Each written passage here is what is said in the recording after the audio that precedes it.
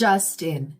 If you've ever been told to speak up, but not too loudly, be confident, but not bossy, and show strength without showing emotion, congratulations! You've just met the invisible maze known as Leadership Advice for Women. Jenny Ann Campbell, founder of all-female creative agency Jaw, recently cracked open that maze and lit it on fire. In a media update feature, she made the case for redefining leadership strength, not by muting emotion, but by centering it. This video breaks it down in plain English for small business owners, especially women, wondering if they're doing leadership wrong, just because they're not performing power the old school way. Here's the problem with hard leadership. Most leadership templates were created in an era of suits, corner offices, and Don Draper style decision making. Those templates rewarded detachment, dominance, and what some people generously call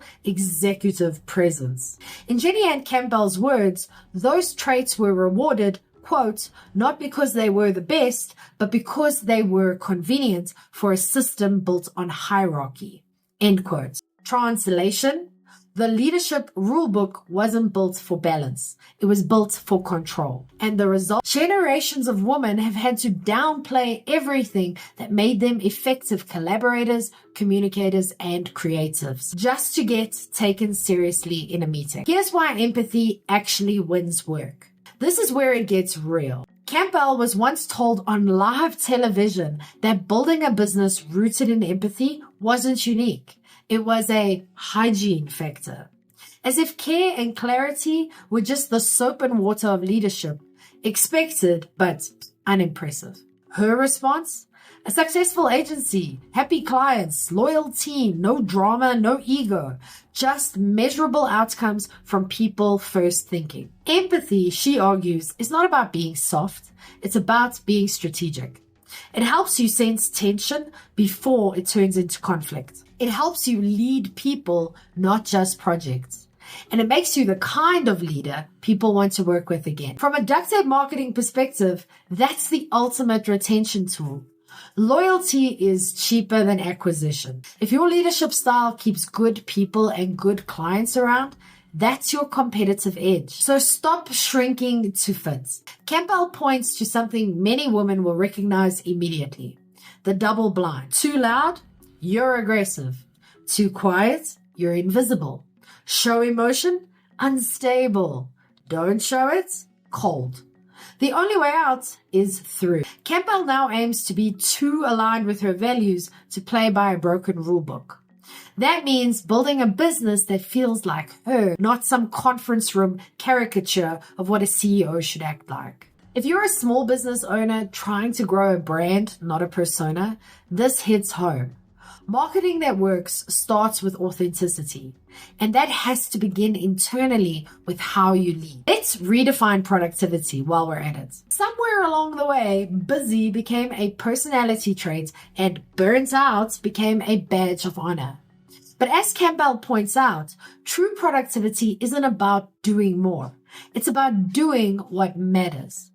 Hustle culture has taught us that being exhausted means you care. But exhaustion leads to mistakes, turnover, bad decisions, and marketing campaigns that fall flat because they were rushed through approval by someone who hasn't slept. Leadership that lasts is leadership that paces itself.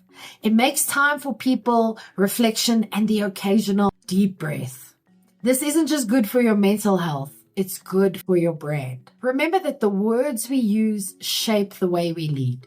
So let's talk language. Ever noticed how a man who makes fast decisions is decisive, while a woman who does the same is difficult? That's not just semantics. That's cultural coding. And culture affects everything, from hiring to collaboration to how your clients react to your proposals. Changing the story starts with changing the script. Leaders of all genders need to start naming and celebrating the traits we want to see more of. Empathy, integrity, clarity, accountability without cruelty. So what does real leadership strength look like? Well, according to Campbell, strength doesn't mean hardness. It means wholeness. It means leading with care, courage, and the conviction to build something that lasts longer than a sales quarter. It means creating space for nuance, contradiction, and actual human needs. And for women in business, it means taking up space out loud with both clarity and kindness, without asking permission. You don't need to lead like a man to be taken seriously. You need to lead like someone worth following. Want to build a business that reflects you?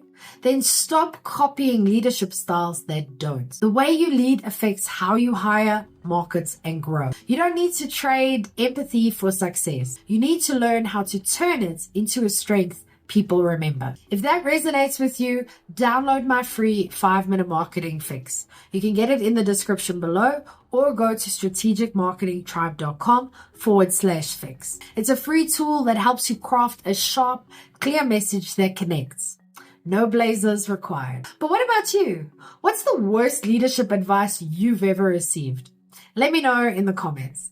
I'm Vicky Sidler from the Strategic Marketing Tribe, and I post helpful news updates for small businesses every day.